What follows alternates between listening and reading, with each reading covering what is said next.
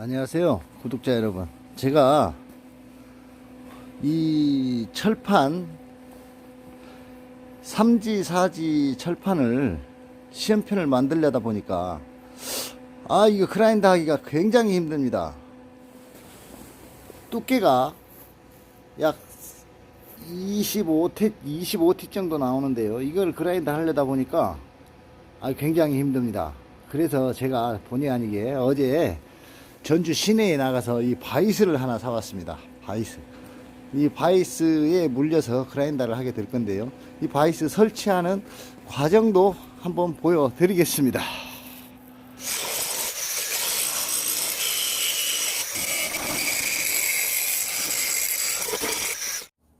에이, 이거 만들고 보니 꼭 내 얼굴처럼 생겼습니다. 응? 내 얼굴이 뭐 좀 심한가요? 뭐 소 뿔처럼. 어쨌든 계속 작업해 보겠습니다.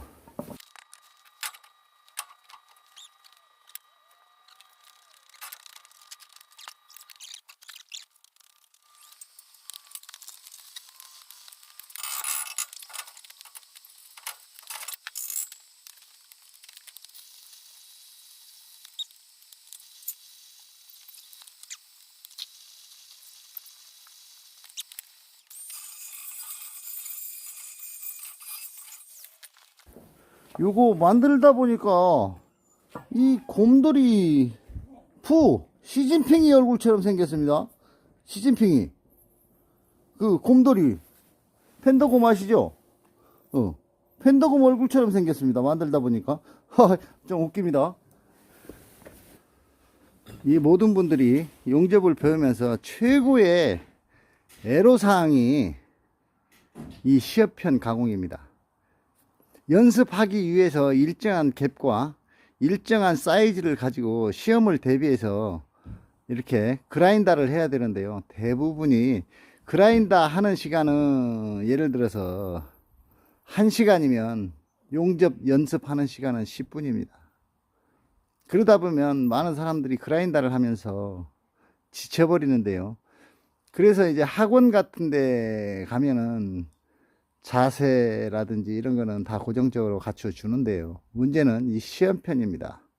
이 시험편을 산소 절단기로 그냥 이렇게 잘라서 계산을 이렇게 대충 쳐서 주는데요, 그거 역시도 학원에서 지불하는 돈만큼의 어떤 영향력은 별로 없는 것 같습니다. 그래서 손수 이렇게 그라인더를 해서 시험편을 하나 만드는데 걸리는 시간이 상당히 오래 걸립니다.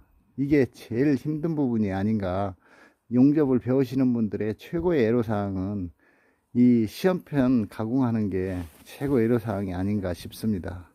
그래서 이제 저는 이 교육을 하기 위한 시험편을 제가 손수 잘라서 손수 그라인더를 합니다. 해서 하나의 모재를 만들어서 교육을 할 건데요, 지금부터 그라인더 하는 영상을 한번 보여드리겠습니다.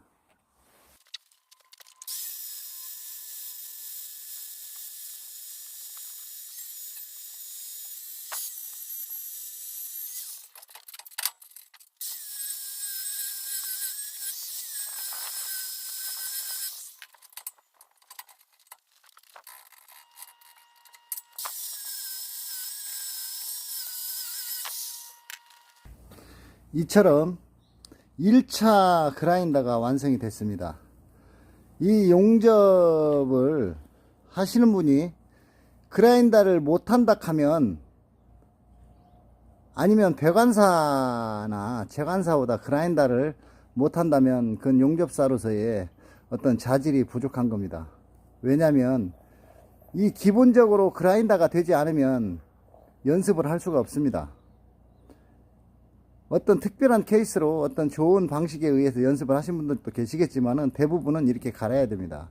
그 그라인더를 이렇게 표면을 대부분 한 장씩 가는데, 한 장씩 갈게 되면 한 장을 갈고 다른 한 장을 갈았을 때 같이 똑같은 평판을 맞춰 보면은 일정한 갭이 나오지 않습니다. 그래서 그라인더를 해서 재수정을 하는데요, 이게 두 장을 겹쳐서 동시에 갈게 되면 그런 상황을 피할 수가 있습니다. 그리고 이렇게 그라인더로 가공을 하게 되면은 정말 중요한 거는 단조에 들어가면 용접을 하다 보면은 뭐 단조나 야금학도 나중에는 알게 되는데요. 이제 단조에 들어가다 보면은 이 가공을 진짜 정밀한 건 사람 손으로 그라인더로 아니면 초경으로 이런 작은 아주 미세한 치과에서 쓰는 그라인더 같은 정도까지 써가면서 정밀 작업을 합니다.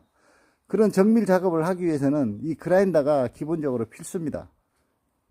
현재 기계로 하는 그 어떤 정밀한 것도 물론 존재를 하지만은 진짜 정밀한 것은 뭐 핸드메이드, 뭐 스위스 시계, 이거 자동화 아닙니다. 거의 손으로 전부 다 섬세하게 합니다. 근데 용접사가 이 그라인더를 못한다 하면은 그거는 약간의 자질을 한번 의심해 보는 것도 괜찮을 것 같습니다. 용접사는 그라인더를 잘해야 됩니다.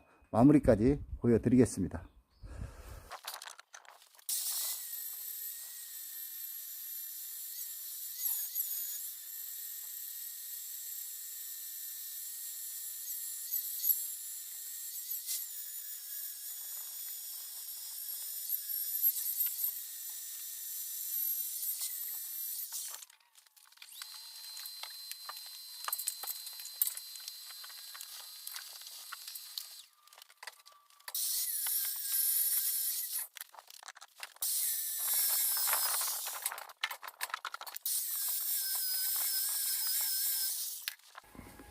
자, 2차 가공까지 완성이 됐습니다.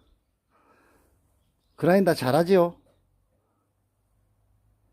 이 교육을 하다가 보면 그라인더 하는 방법도 굉장히 중요하다는 것을 제가 많이 느꼈습니다. 그리고 제가 실제 용접을 배울 때도 역시 마찬가지였고, 그리고 진짜 중요한 것이 모든 시험편에는 청결입니다. 청결. 불순물이 얼마큼 적게 달라붙느냐에 따라서 다릅니다. 이 아크는 좀 덜한데 지금 이 시험편은 옆면에서 보게 되면 A자형이 되어 있죠. 거의 A자. 이게 개선 각도는 철판은 대부분 20도 정도를 치면 됩니다. 20도. 파이프 할 적에는 또 파이프 지정 정석 각도를 말씀드리겠지만은 이 철판 같은 경우 시험편 각도가 한 20도 정도 된다고 생각하시면 됩니다. 두께에 관계없이 20도 철판은. 그리고 지금 이 철판은 아르곤, 티그용 아르곤 용접, 즉 티그 용접이죠. 티그 용접 3G 시험편입니다. 그리고 후에 가공하는 게 3G 아크 시험편을 가공하는 모습 역시 보여드리겠습니다.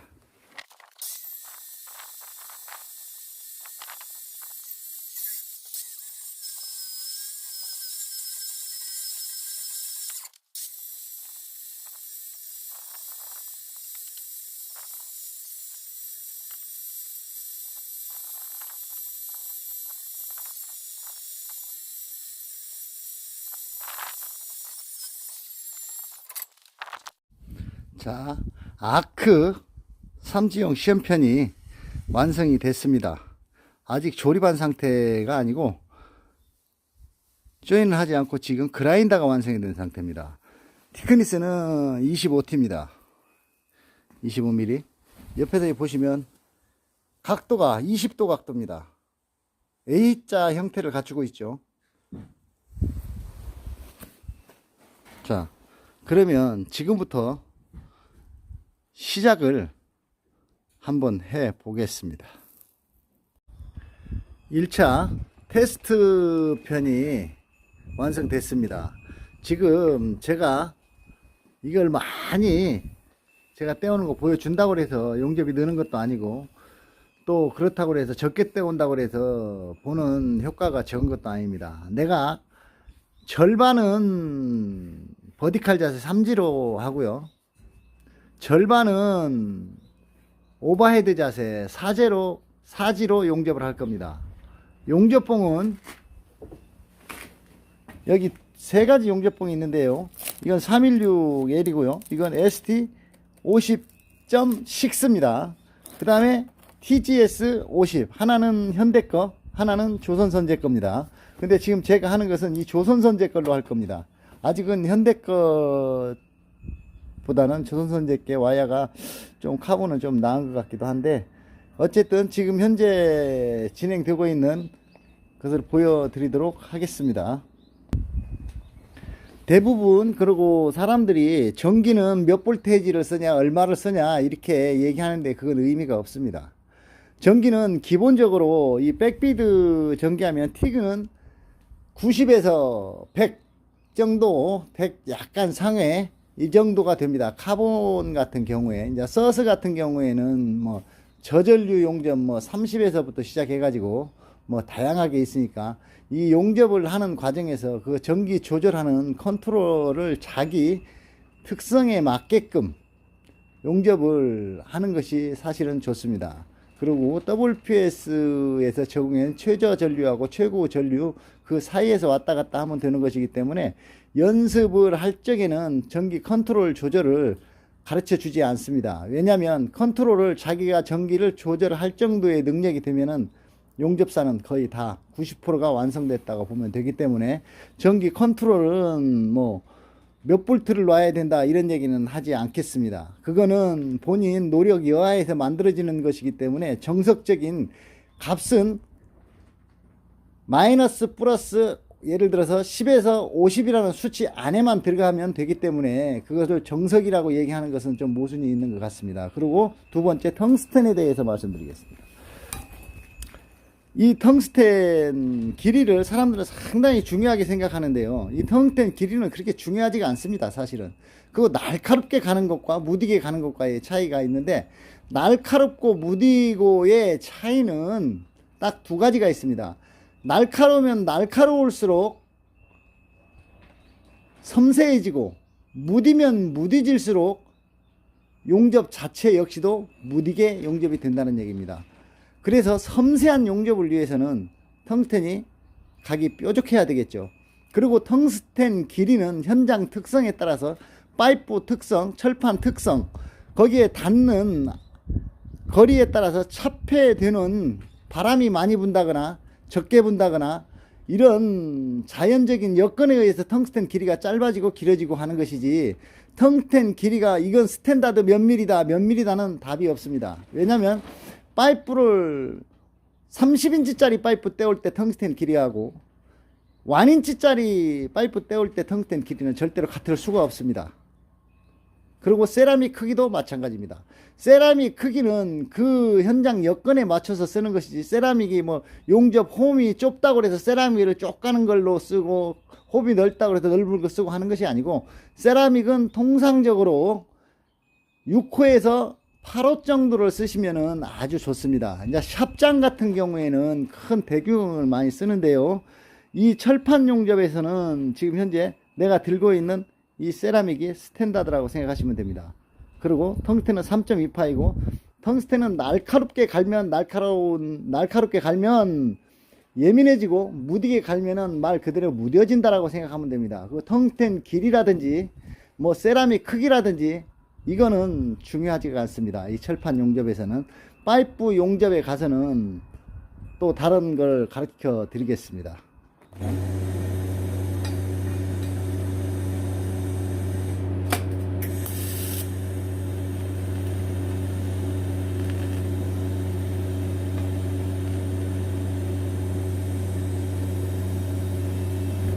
자, 1차 한번 끊었는데요. 지금 이 부위에서 인사이드를 용접하는 토치 각도를 한번 보여주기 위해서 일부러 잘랐습니다.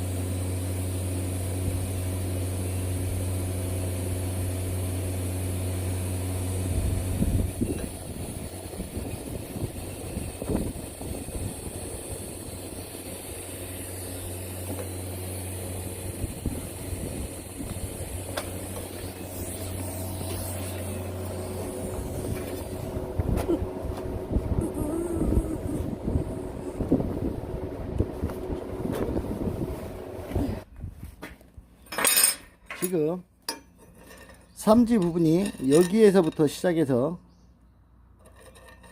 여기서 끝을 냈습니다. 여기에서, 그리고 사지가 여기까지가 오바이드입니다.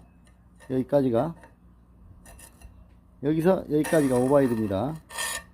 자, 그러면 이제 다시 세워서 이제 삼지 포지션으로 파이널까지 한번 해보겠습니다.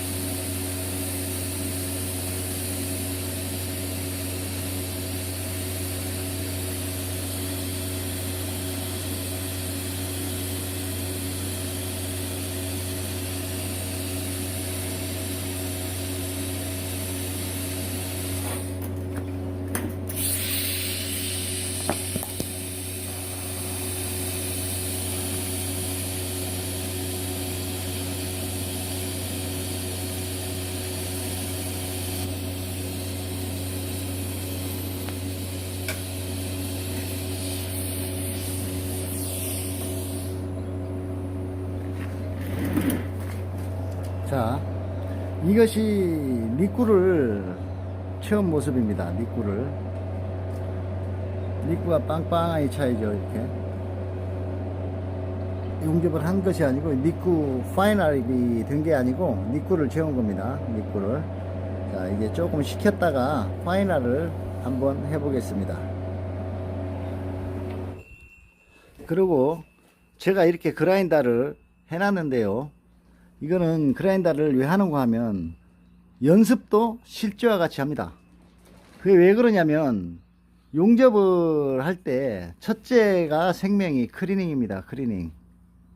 완전히 식혀도 이 카본 스틸은 말 그대로 철 자체에 카본 자체가 함유가 많이 되어 있습니다. 그래서 용접하는 과정에 산화철에 붙어 있게 되면은 비드가 첫째 매끄럽지 않고, 둘째 세라믹이 자꾸 미끄러집니다. 비비게 되면. 근데 시험편은 원한 사양에 손으로 그려도 되는데 비빈다고 생각을 하시고 천천히, 최대한 천천히 식혔다가 이렇게 하는 것을 원칙으로 칩니다. 그라인더는 잊지 말고 꼭 파이널 전에는 껍질을 하십시오. 그리고 그 중에 또 더 중요한 것이, 지금 이걸 보십시오. 시험을 볼 때 시험편이 휘지 않습니까? 시험편이 변형이 많이 갑니다. 변형이 여기 위에서 이렇게 보게 되면, 단층에 보게 되면 여기가 센터인데 이게 변형이 갑니다. 변형이 용접 진행 방향으로 휘어진다는 얘기입니다. 이제 그거 휘어지지 않게 하는 방법은 전기를 쓰는 것도 물론 다르거니와, 이제 물론 역변형도 주는데 역변형 주는 거는 시험 볼 때 허락하는 데가 있고 허락하지 않는 데가 있습니다. 지금 같은 경우 뭐 역변형을 준 건 아닌데, 이게 첫째 그 사람의 기량 정도에서 최고로 많은 차이가 나는 것이 이 변형되는 겁니다. 이게 평판이, 자 이렇게 높게 들어서 한번 보십시오. 직선이 거의 맞지요? 직선이. 근데 요게 이렇게 휘어집니다. 이렇게 이거 굉장히 조심하셔야 됩니다. 이 휘어지는 현상은 응축sức 관계에 있어서 열이 진행되는 방향으로 자꾸 수축이 되기 때문에 이렇게 되는데요. 그 수축을 방지하기 위해서는 최대한 천천히 떼우는 겁니다. 특별한 자기 나름대로의 노하우가 생기기 전까지는 최대한 천천히 떼우셔서 열을 식혀가면서 떼우면은 이렇게 수축되는 것을 조금은 방지할 수가 있습니다. 그렇지만은 지금 현재 여기에서 제가 말씀드린다고 해도 다 형용이 될 수 없는 것이기 때문에 이 수축 관계는 자신이 일을 해가면서 자기의 타입, 용접을 어떤 형태로 하느냐에 따라서 변형이 되는 거니까 그거는 스스로 터득하셔야 됩니다. 그리고 거기에 대해서 좀 더 궁금한 점이 있으시면은 댓글 남겨주시면은 저 거기에 대해서 답변을 해드리겠습니다. 그 뒤인데요. 이제 백피드가 저 보이시고 위 사지, 자세히 보십시오. 예. 이렇게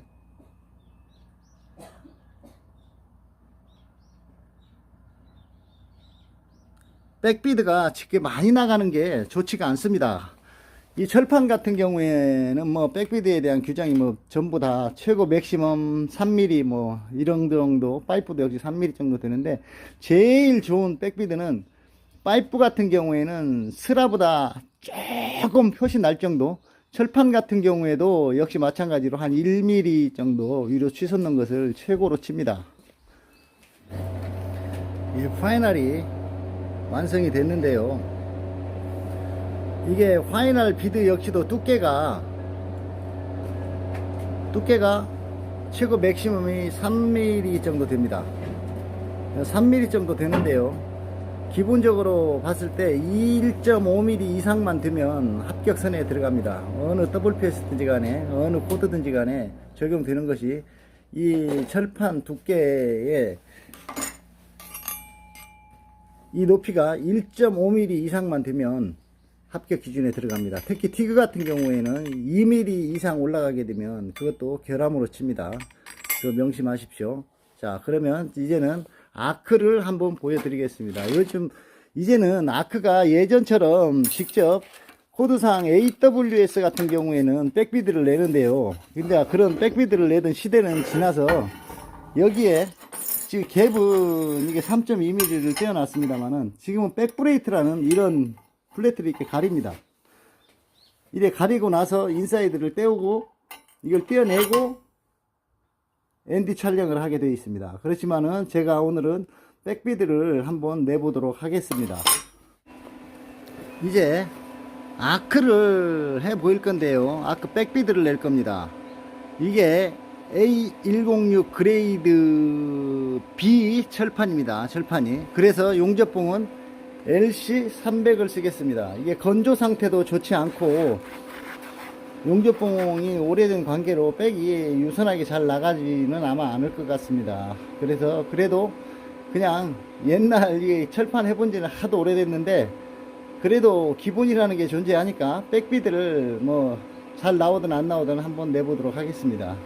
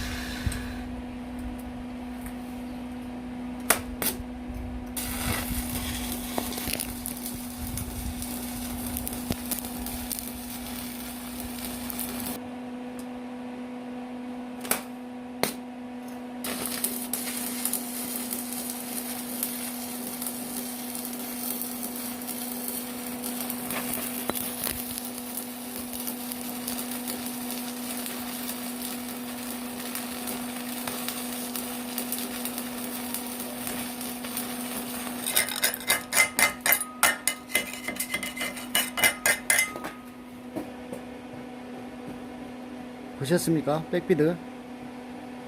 역시 백비드가 매끄럽지가 않습니다. 자, 그러면은 인사이드에 니꾸 채우는 거를 한번 보여드리겠습니다.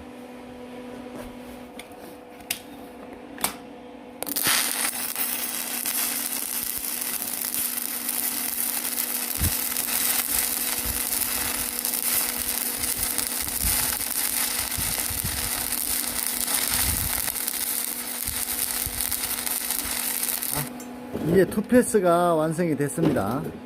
이제 여기에서 이제 마지막 니꾸를 채우고 파이널을 하도록 하겠습니다.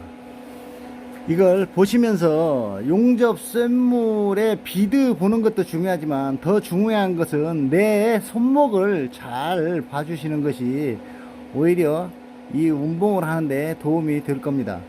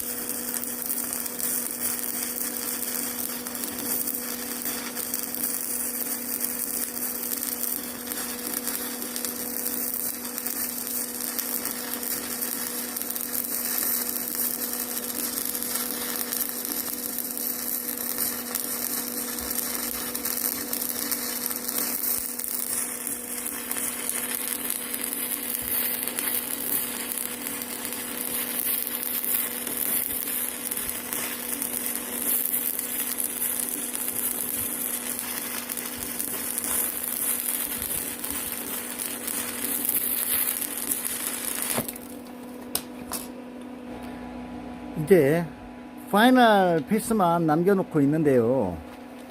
이 파이널 패스를 두 줄을 넣을 겁니다. 자, 이 철판 티크니스가 20T 정도 됩니다. 20T. 아까 두 개를 합쳤을 때 25T 정도 되는 줄 알았는데 두 개 합쳤을 때가 40T였습니다. 그러면 이 철판 각도를 약 20도 정도 줬다고 봤을 때에 이 철판 두께만큼 20mm의 각도가 나와야 됩니다. 20mm. 근데 20mm가 조금 덜 나오죠. 그럼 제가 개선을 조금 덜 쳤다는 얘기가 됩니다. 개선을 조금 제가 덜 쳤다는 얘기가 되는데, 이 정도 두께면은 투패스를 넣어야 됩니다. 투패스. 용접을 할 때 용접 비드의 두께는 이 용접 심선의 4배를 넘어가면 안 됩니다. 규정에 4배를 3.5배에서 4배 이 사이입니다. 그러면 4배 같으면 3.2 같으면은 12mm, 이게 한 번에도 되지만 이 철판 두께만큼 두 줄을 용접하는 것이 거의 원칙입니다. 그러니까 이제 두 줄로 파이널을 할 건데 한번 보여드리겠습니다.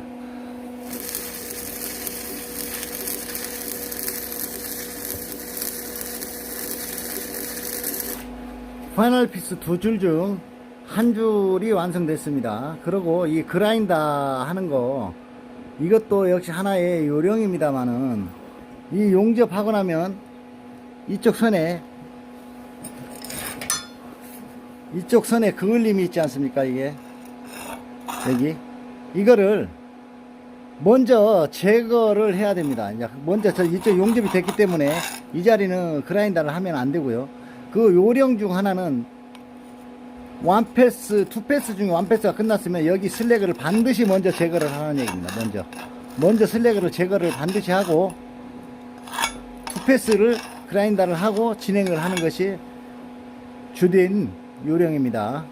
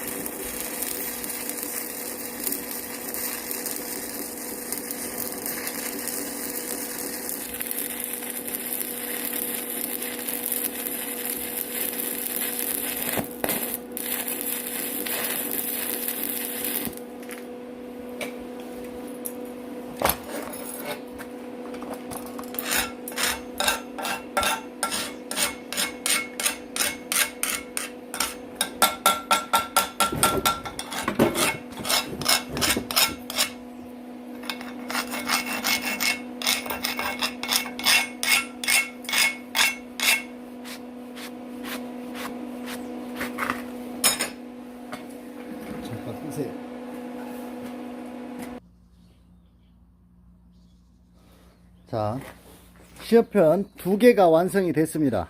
두 개가. 이래 보면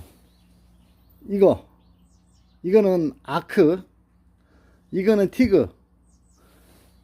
그거 아까 백비드는 3지 4지를 병행해서 내고 파이널은 버디칼로 했는데요. 여기에서 최고로 눈여겨봐야 될 것이 무엇인가 하면, 물론 비드는 사람의 성향에 따라서 약간의 차이를 보입니다만은, 이 비드는 약간의 성향의 차이는 보이지만 최고로 먼저 정밀하게 보시는 분을 만나면 이 변형도입니다. 변형.